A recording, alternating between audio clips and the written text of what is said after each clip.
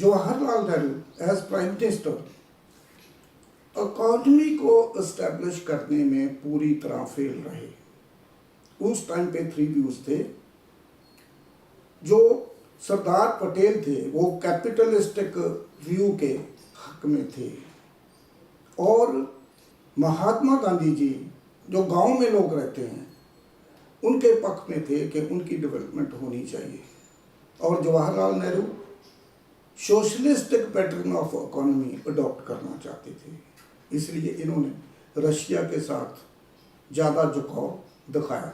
अब देखो जो कंट्री हैं जिन्होंने कैपिटलिस्टिक पैटर्न को अडॉप्ट किया है, जैसे कोरिया है, सिंगापुर है, थाईलैंड है, ताइवान है, जापान है, चाइना, इन सब लोगों ने कैपिटलिस्टिक व्यू अडॉप्ट किया और वो बहुत एडवांस हो गए। और हम लोग, हमारा कंट्री पॉवर्टी से जूझता रहा, गरीब मरते रहे। और फिर इसके अलावा एक और काम कर दिया, वो ये कि जो बड़े बड़े इंडस्ट्रियल हाउसेस थे, डैम थे, सिटीज़ थे, उनको डेवलप किया और गांव को बिल्कुल इग्नोर किया। इससे क्या हुआ कि जो गांव में रहने वाले लोग थे उन्होंने माइग्रेट करना शुरू कर दिया शहरों में। शहरों में इतनी इंफ्रास्ट्रक्चर नहीं थी तो हाहाकार मच गई। तो देश में एक किस्म का कन्फ्यूजन वो डेवलप हो गया। अब ये कितनी बड़ी गलती है कि हम ये चूज़ नहीं कर पाए कि कौन सी इकोनॉमी हमारे देश को ठीक रही है। इन्होंने अपना व्यू ठोंसा सारे देश पे और कंट्री का नुकसान किया। और मैं समझता हूँ इन सबसे गलतियों से बड़ी गलती है जो चाइना के साथ रिलेशन और उसके पश्चात चाइना के साथ युद्ध हुआ। जवाहरलाल नेहरू की अपनी ये सोच थी कि हम लोग पीसफुल रहेंगे, हमें आर्मी की ज़रूरत नहीं है, हमें डिफेंस की ज़रूरत नहीं है। यहाँ तक इन्होंने सोच लिया कि जितनी आर्मी है इन सब को संडे की छुट्टी दे दी जाए तो इसमें कोई खर्च नहीं है, हमें तो आर्मी चाहिए नहीं, हम तो पीसफुल लिविंग के लोग हैं। इसी तरह के प्रोग्राम बनाने शुरू किए। हिंदी चीनी भाई भाई का स्लोगन लगाया और जब से मोहन लाइन डेवलप हो गई, कोई जनरल, कोई ब्रिगेडियर, कोई आर्मी, कोई मिनिस्टर उसने जाके उसको देखा ही नहीं कि वहाँ क्या हो रहा है क्या नहीं हो रहा। ये पीसफुल कहते रहे और चाइना प्रिपेयर करता रहा अपने आप को। तो क्या है कि तिब्बत के झगड़े में जब दलाई लामा यहाँ पे आ गया, इनको शरण दे दी, तो चाइना प्रवोक हो गया। प्रिपेयर तो पहले ही था, उसने पहले अपने डिफेंस को तेज किया, ये शांति करते रहे, वो डिफेंस करता रहा।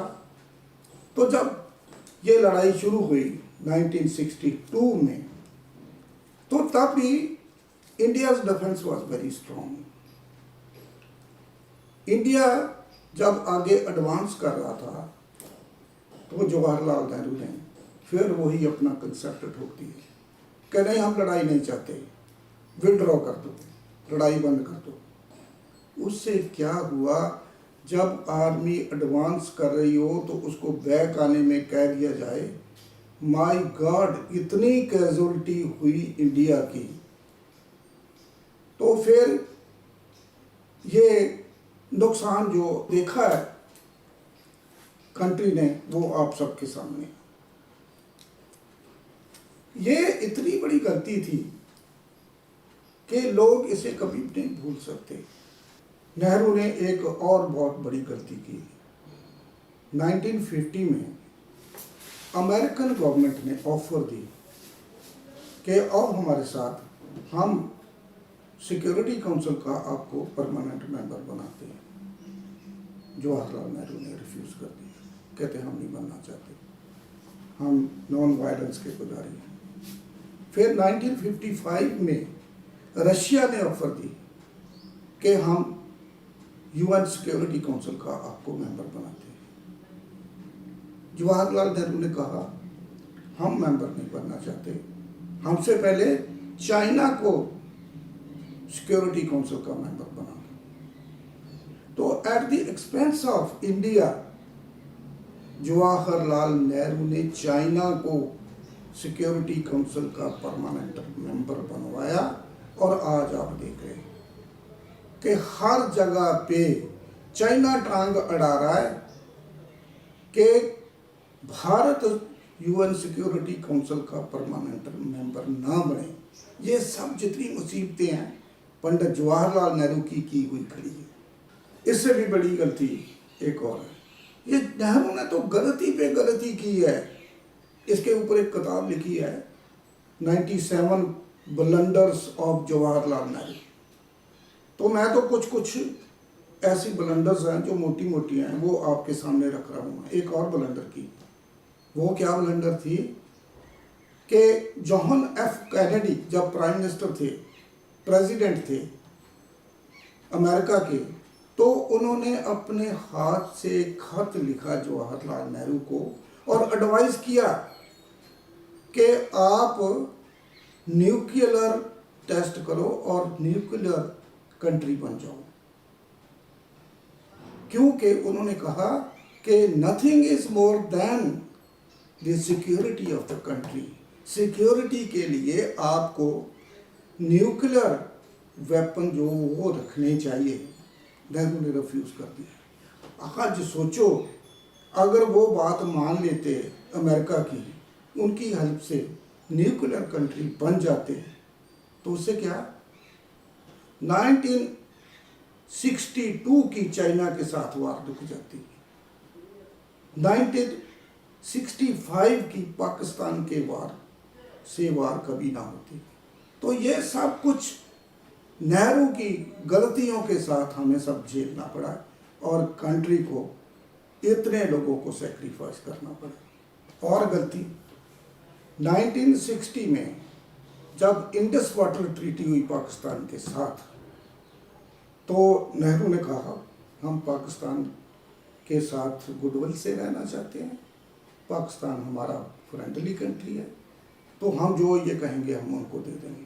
तो 3/4 ऑफ द इंडस वाटर जो पाकिस्तान को दे दिया। अब उसी वाटर डिस्प्यूट की वजह से हम प्रॉब्लम में, ये सब प्रॉब्लम नेहरू ने क्रिएट की। नेहरू ने इतना ही नहीं किया, कई कंट्री थे आफ्टर इंडिपेंडेंस जिन्होंने ऑफर किया कि हम इंडिया के साथ जाना चाहते हैं, हमें अपने साथ ले लो।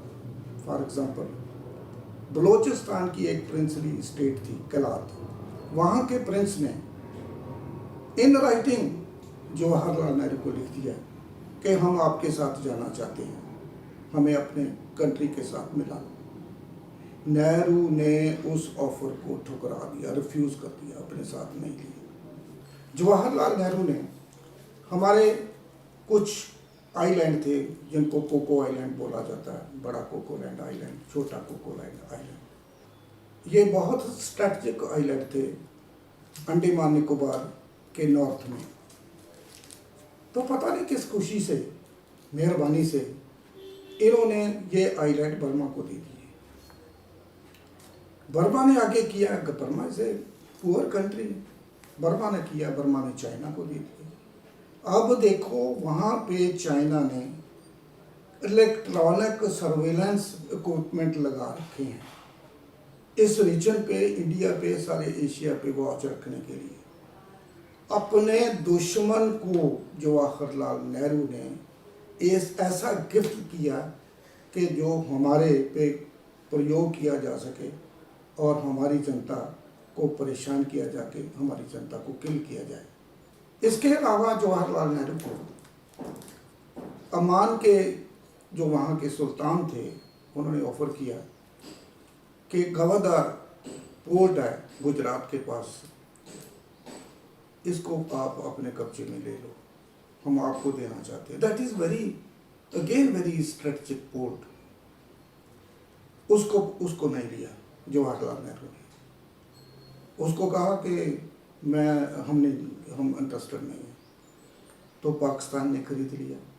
और अजब बात यह है कि जवाहरलाल नेहरू ने पाकिस्तान को पैसे दिए खरीदने के लिए।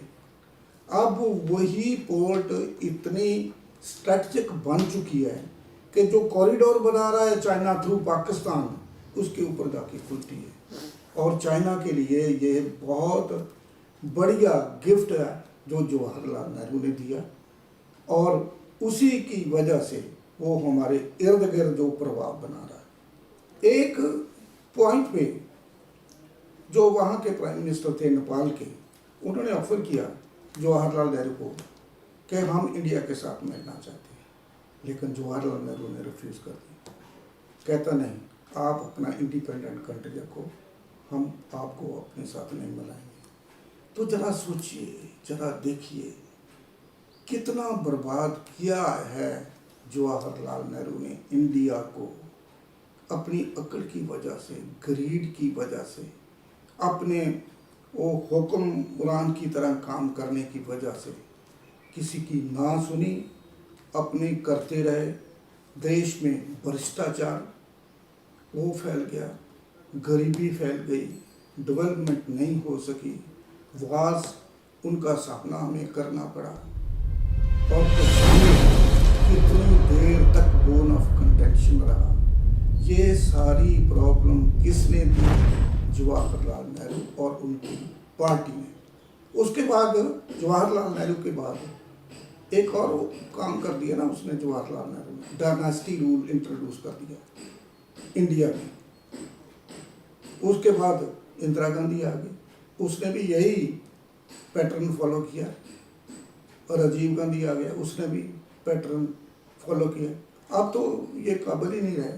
तो मैं तो समझता हूँ कि जिन्होंने इतना कंट्री बर्बाद किया है कांग्रेस पार्टी को, इनका कोई हक नहीं है इस कंट्री को रूल करने का।